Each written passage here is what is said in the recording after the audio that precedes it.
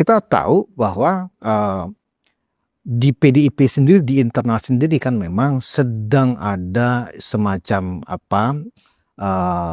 kegiatan-kegiatan yang cukup intens di dalam reposisi di kepengurusan barangkali. Kan mau kongres, ya kan? Kita tahu sejak lama kan memang sebenarnya Ibu Mega sudah ingin mundur dari ketua umum. Oh iya? Iya. Abang tahu dari sebelum 2023 lah, ya kan?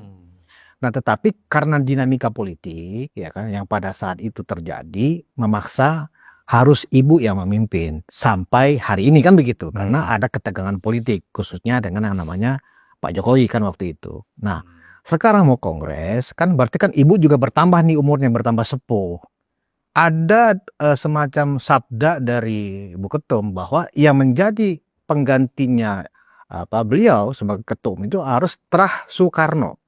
Ya kan, artinya yang bukan Trah Soekarno, yang bukan dari garis Soekarno, tidak ada peluang untuk menjadi ketua umum. Nah, kalau itu dijadikan semacam sabda di PDIP, berarti kan hanya dua nih, putra dan putri, ya kan, Puan Maharani dan Prananda.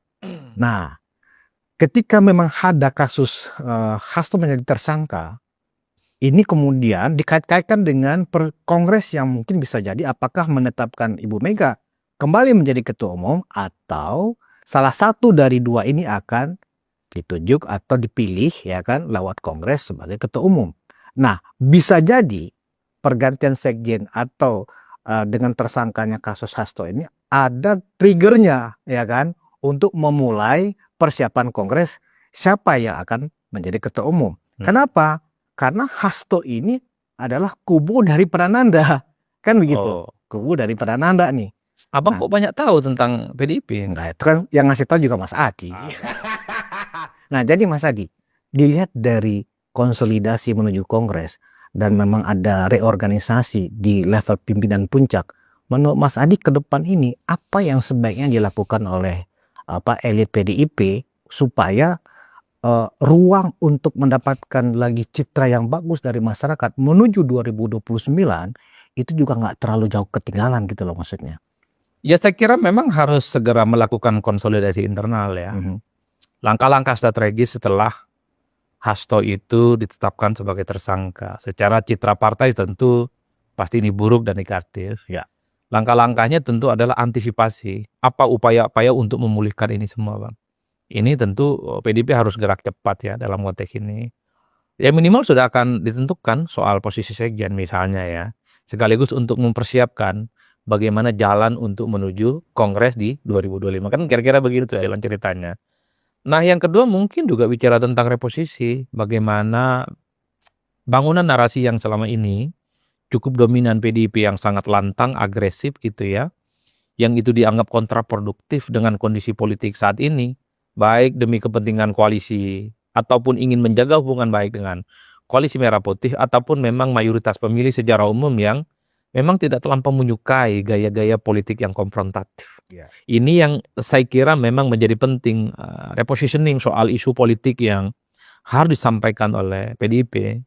Hari ini suka tidak suka Bang, di 2029 nanti ada sekitar 64% anak-anak muda yang umurnya di bawah 40 tahun, di atas 17 tahun. Itu akan menjadi bonus pemilih kita yang saya kira pendekatan politiknya, model-model konfrontatif, agresif, itu tidak disukai. Ya. Sekalipun secara substansi, agitasinya itu benar dan masuk akal. Tapi karena model komunikasinya itu dianggap kontraproduktif dengan budaya politik kita yang santun, tidak terlampau membabi buta, itu yang saya kira memang harus difikirkan oleh PDIP. Nah yang kedua, memang secara alamiah ya, tanpa ada kasus soal Hasto dijadikan sebagai tersangka, memang rasa-rasanya ada kecenderungan di Kongres 2025, posisi sekjen memang sepertinya akan berganti karena mengingat Hasto ini adalah sekjen yang paling lama kayaknya di PDIP. Belum ada sejarahnya sekjen 2 periode, posisinya kuat dan sangat powerful karena mengorkestrasi begitu banyak kepentingan politik PDIP sepanjang 10 tahun ini kecuali Hasto.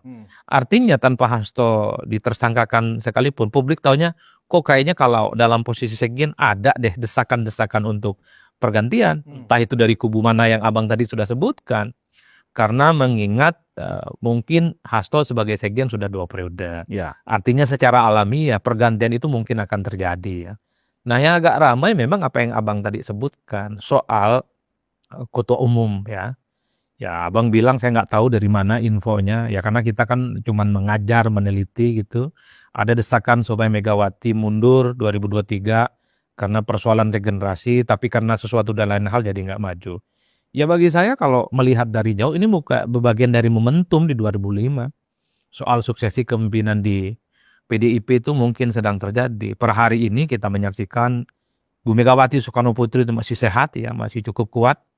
Mungkin dalam kondisi yang semacam itu perlu suksesor yang akan melanjutkan estafet kepemimpinan yang ada di internal PDIP. Mungkin Megawati diposisikan sebagai ketua Dewan Pembina yang bisa mengayomi begitu banyak kepentingan politik, faksi-faksi politik, menjadi lem perekat supaya soliditas PDIP tetap terjaga, siapapun nantinya yang akan menggantikan posisinya sebagai ketua umum. Mungkin ya. Ya itu yang terjadi pada Demokrat. Ya suka tidak suka sekalipun AHY dianggap prematur saat itu sebagai ketua umum Partai Demokrat karena keanggotaannya misalnya tidak selama kader-kader yang lain. Tapi kan secara perlahan di internal Partai Demokrat melihat AHY per hari ini dianggap cukup kompeten untuk menjadi ketua umum partai. Di samping posisi SBY memang masih cukup kuat dan cukup powerful. Artinya membaca Demokrat hari ini memang mataharinya tetap SBY, tapi secara perlahan AHY sudah mulai menata bagaimana figur politiknya. Itu sebagai sosok yang sangat layak dan pantas untuk menakodai Partai Demokrat gitu. Meski kita tahu suara Partai Demokrat ini kan agak sedikit anjlok ya. Tapi mungkin ada masa di mana rebound dengan AHY per hari ini mulai kelihatan kerja-kerja politiknya sudah mulai terjun ke rakyat, apalagi setelah dijadikan sebagai menteri, sangat kelihatan bahwa kematangan AHY sebagai calon pemimpin itu sudah mulai terasa. Nah mungkin di PDIP juga harus mulai seperti itu ya, itu kalau mau agak komparasi dengan Demokrat, meski banyak orang yang mengatakan ini nggak apple to apple, udahlah nggak apa-apa. Terlampau jauh lah perbandingannya ya, kalau orang pesantren menyebutnya bainas sama wal lubang sumur nih bang. Jadi antara langit dan lubang sumur jangan banding-bandingin lah. Tapi setidaknya karena per hari ini simbol perekat PDIP itu adalah Megawati Soekarno Putri sepertinya menjadi penting untuk melakukan regenerasi, dibimbing kira-kira begitu. Kira-kira siapa yang harus menjadi nomor 1 di PDIP, entah itu Puan Maharani, entah itu Prananda, ataupun yang lainnya kan kira-kira begitu. Sambil lalu memang posisi Megawati tetap cukup urgen dan cukup signifikan. Entah Dewan Pembina, kalau di PKB ada Dewan Syuro gitu ya. Ketua Pertimbangan dan seterusnya. Dulu sebenarnya kalau tidak ada Sabda Pandito Ratu kira-kira begitu, memang sosok Jokowi itu pas sebenarnya untuk jadi ketua umum partai. Karena kalau kita membaca angka-angka survei, salah satu faktor yang paling dominan dan paling tinggi kenapa orang memilih PDIP memang Jokowi Pak. Jadi faktor Jokowi dan Jokowi, kenapa PDIP itu menjadi suaranya agak sedikit signifikan. Jadi tidak mengherankan ketika pecah kongsi PDIP dengan Jokowi kan berkurang loh suaranya. Sekalipun ya berkurangnya sekitar 3-3,5%. Tapi 3,5% itu kan hampir lolos ambang batas parlemen.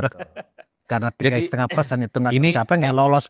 Sebenarnya apa? Kita mencoba untuk melihat ini secara faktual bahwa apapun judulnya dalam banyak hal. Itu kan dimulai dari posisi sekjen. Betul, itulah yang kemudian kita bicara ilmiah dan apa adanya ya. Maksudnya apapun judulnya sejak 2014 sampai 2019 kira-kira begitu 2 periode. Memang banyak orang memilih PDIP itu faktor Jokowi bang. Setelah itu ada faktor Soekarno, Megawati karena basisnya yang solid. Memilih partai PDIP sudah lama dan seterusnya. Tapi menghilangkan variabel Jokowi di PDIP itu per hari ini agak sulit. Agak sulit ya. Dan itu by data ya. Betul. Tapi nasi sudah menjadi bubur. Pecah kongsi sudah terlanjur. Pecah kongsi sudah terlanjur. Tak perlu lagi menangisi susu yang sudah tumpah. Kembali ke sabda itu lagi nih. Dalil-dalil gitu ya Bang. Udah lupa. Jadi kalau bicara itu ya sepertinya memang perlu untuk berpikir bagaimana regenerasi kepemimpinan di posisi nomor 1 di PDIP. Nah orang bertanya batu bata untuk melihat siapa yang akan menjadi orang nomor 1, pasti siapa yang jadi sekjen. Atau siapa PLT sekjennya. Kira-kira begitu. Ada kecenderungan kalau PLT sekjennya atau siapapun lah judulnya nanti menjadi orang yang ditunjuk untuk menggantikan posisi Hasto, itu dianggap akan sama dengan siapa yang akan menempati posisi di atasnya. Nah, Kan itu sederhananya. betul. Atau nggak perlu kubu-kubuan, nggak perlu faksi-faksian. Nanti kawan-kawan PDIP ini ngomong, nah si Adi sama Budi ini kerjaannya ngompor-ngomporin. Ya terlepas dari apapun ya, kalau mau agak sedikit kompromistis, siapa yang jadi nomor 1 dan nomor 2-nya mewakili 2 kubu, kan aman barang Bang. Ya. Atau untuk PLT, anggaplah Mas Adi bilang PLT sementara ya, PLT dari sekjen ya kan gitu loh. Nah, kalau kita lihat dari PLT ada 3 jalan sebenarnya ya kan menuju suksesi tadi itu. Satu dan 2 adalah mewakili dari 2 faksi yang ada nih. Faksinya Puan dan faksinya Nanan kan gitu. Atau orang netral. Tapi pertanyaannya adalah apakah elit PDIP yang sekarang ada yang netral atau ada yang tidak berkubu, kan itu pertanyaan yang sulit ya kan begitu. Gimana Mas Adi melihatnya ini dalam mencari PLT sekjen yang bisa melakukan konsolidasi ya kan menuju jalannya kongres sesuai dengan apa yang menjadi keinginan kader-kader PDIP. Netral di negara ini cuma satu Pak, nama Gubren. Jadi ada grup band namanya netral, itu satu-satunya yang netral, yang lain nggak ada. Nah, dan secara politik kita agak rumit ya melihat seseorang itu 100% netral. Sulit. Netral dalam persepsi mungkin kakinya tidak berpijak di salah satu kepentingan, tidak berpijak di salah satu kubu, ya. Tapi bahwa dia berada di posisi netral, itu kan juga ada kepentingan yang mensupport. Seperti halnya kita melihat menteri-menteri dari kalangan proporsional. Apa betul? Itu betul-betul proporsional? Enggak juga. Ada warna partainya yang ada di sakunya, tapi kan tidak ditunjukkan kepada publik. Termasuk misalnya pemilihan komisioner KPA, KPK, kemudian apa lagi? KPU, Bawaslu. Itu kan warna kepentingannya banyak sekali. Ya. Sepanjang dipilih oleh DPR, sepanjang itu juga ngomong netral itu agak rumit bagi saya. Ada kepentingan siapa? Kepentingan partai. Jadi tesis Abang solusi bahwa ada orang netral itu agak rumit Mas. Agak rumit. Oleh karena itu bagi saya ya, terlepas dari apapun, memang menjadi penting bagi PDIP untuk melakukan repositioning baik secara politik ataupun secara organisasi. Tentu ini untuk mengantisipasi konstelasi politik yang berubah ya. Harus diakui PDIP itu kalah pilpres Bang. Bagaimana ke depan itu harus dilakukan semacam beauty contest ya. Mencari sosok-sosok yang memang didesain untuk menghadapi pilpres. Karena apapun suka tidak suka, PDIP sebagai partai besar pasti punya keinginan supaya menjadi salah satu kontestan dengan mengusung kader mereka untuk bertanding. Karena sejak 2004 pasca reformasi sampai hari ini nggak ada sejarahnya PDIP itu tidak mengusung kadernya sendiri sebagai calon presiden ataupun calon wakil presiden. Jadi untuk menjaga marwah partai yang besar ini supaya ada jagoannya di 2005, disitulah penting 2009 ya.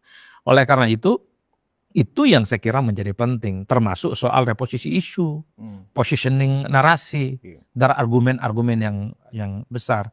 Karena banyak orang yang menuduh gitu ya, bahwa kehancuran dalam tanda kutip suara PDIP di Pilpres ataupun Pileg itu berkurang secara signifikan, itu tidak terlepas dari agresivitas yang selalu ditampilkan oleh Hasto dan kawan-kawannya. Kan kira-kira begitu Bang.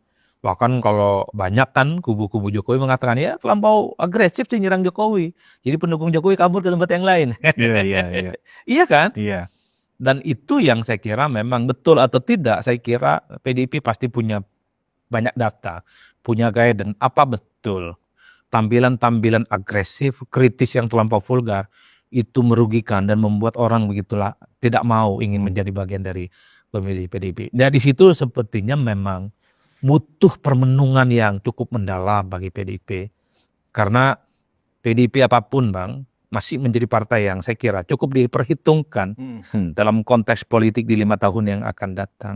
Itu yang saya kira memang kenapa di tengah gonjang-ganjing semacam ini, menata stigma mereka, menata kekuatan mereka, termasuk persiapan menyongsong di 2005 ajang kongres, itu adalah menjadi momentum pertarungan segala-galanya. Kira-kira begitu Pak.